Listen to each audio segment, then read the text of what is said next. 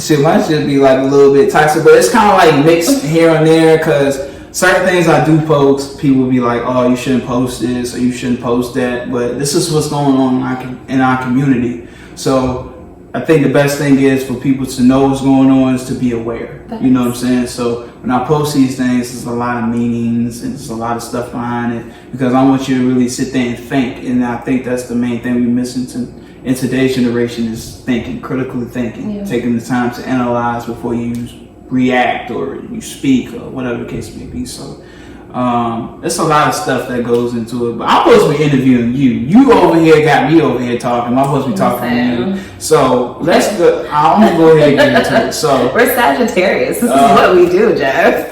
This is what we do. He's so silly. But so rolling on with that, when did you start seeing like the big development when it came from when you first started? And then to where you start to see yourself like, okay, I'm actually like getting pretty good at this. This past year. Really? I feel like I was good at interviews, but radio is a different beast. So me conversing with you, yeah, I can do that on the radio, but my delivery has to be concise. It has to be within a certain time frame. I had to deal with, a short time span and a lot of information to give up within that short time frame. So I had to learn how to simplify things, make it compelling, and be conversational at the same time. So I'm talking to my homeboy, but it's got to be a real quick conversation. Right. So yeah, that's the real difference. And before then I was doing part-time, but I was a co-host. So it's different doing things alone versus bouncing off somebody. Right. And then I was on night times. Now I'm doing midday. So, there are a few differences, but I had to make a couple tweaks and, make some changes. But got you. Hey, look, for those changes and tweaks, it's definitely helped bring the person down as far as what I'm seeing right now. So you definitely had to figure that out too. So when it comes to feedback that you get from your peers out there, because I know a lot of times you be working and stuff like that and people have comments, whether they're good or bad, how were you able to adjust to that but still remain like disciplined to yourself?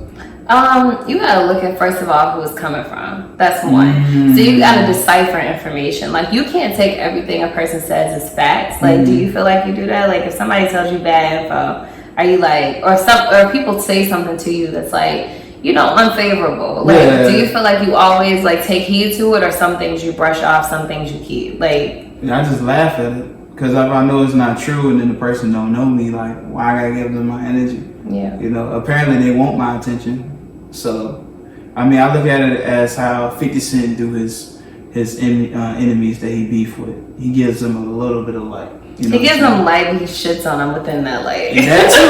I'm saying that too. But then again, 50 is a Cancer, so he do what he do. He got a point there. He's a Cancer, so he gonna do what he do. But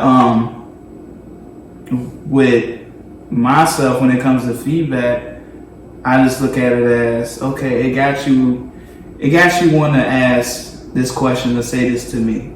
So I'm like, I need to start or keep attacking it. You know what I'm saying? So a lot of times I used to put up videos that were just like, it's just a regular interview. I ain't gonna say bubbly, but it's there, but it's no conversation, nothing that's being discussed in the comments.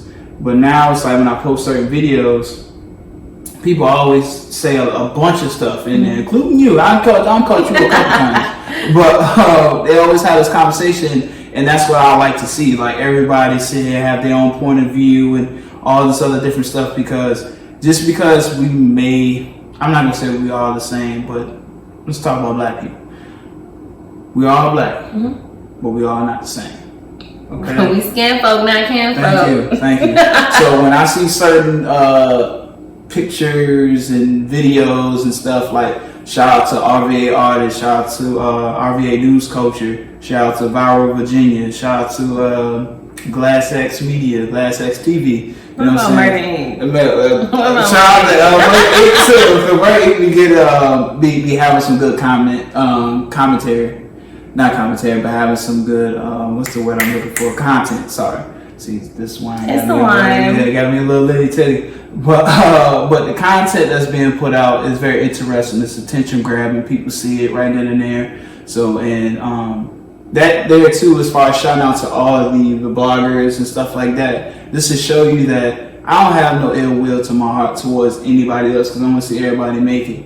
You know, as far as Lili Chanel shouting me and RVA artists out. And how y'all always show me love. You gotta return the favor. We all like family. It's love. It's big love. And then me and bro had a conversation in the DMs like many times before that, but we had a conversation about. Do you know what he looked like? I don't know him. Nah, he's a ghost, man. He's a ghost. That man's like Trenches News from Chicago. You know who that is. He told me this one time when I was at the Pusha T concert. He was like, I saw you and we made eye contact, and now I'm back thinking in my head like a fucking like I'm on Silence of the Lambs. Yeah, like, who is this girl? No, who is this guy? Who did I make eye contact with? Shit, I was drunk. Damn. Yeah. see, that's a good example of like being incognito. Yes. Not being in front of the camera, none of that, whatever the case may be. A real life ghost. A real life ghost, and then if somebody get pissed off, whatever, the only thing they can do is just DM you because they don't know who you are. That's for real. I respect that. I respect One that. One day too. we gonna see each other now.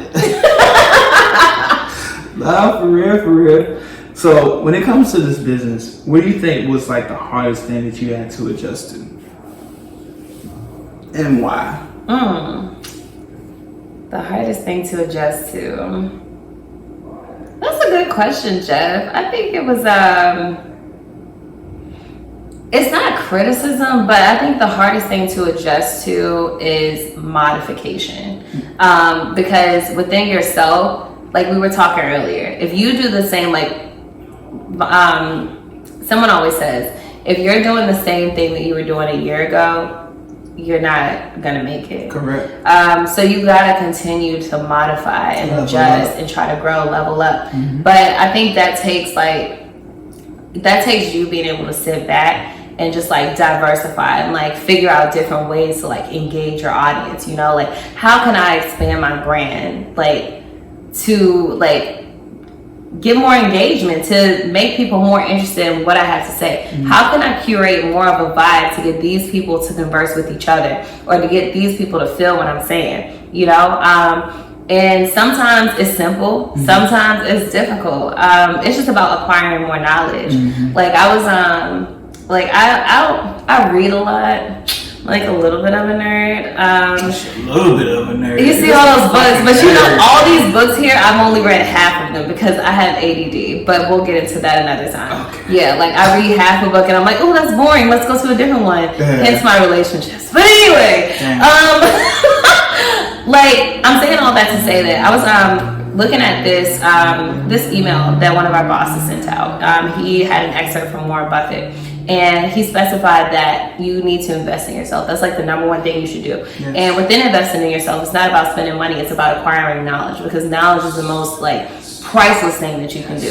So you got to figure out how can you do whatever it is that you love to do in the best possible way. And since I read that, I'm not the same. I'm like, oh, let me look at all these radio blogs. Let me see what's going on in the world. You know, look at content creation. How can I, like look at different ways to like utilize social media to just like get more engagement, like look at different psychological strategies to get people to relate to you in different ways. How can I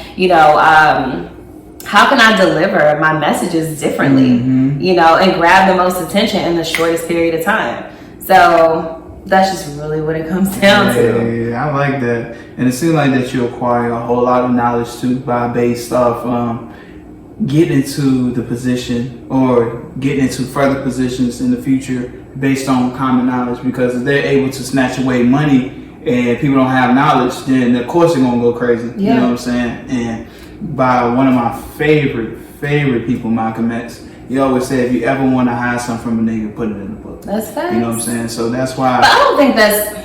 It's not just black people now. It doesn't apply to just black people. It applies to a certain generation, because we don't read. If you think about like Gen Z, millennials, like everything that we grab really is on our phones. Right. Now, granted, I would say new millennials, like people born in like 1990 or better. I will even say 89. I'll go that far. But yeah. I know. I had to put the Kevin Hart to that shit. Dang! Yeah. I feel like 89 or better, we don't really read as often.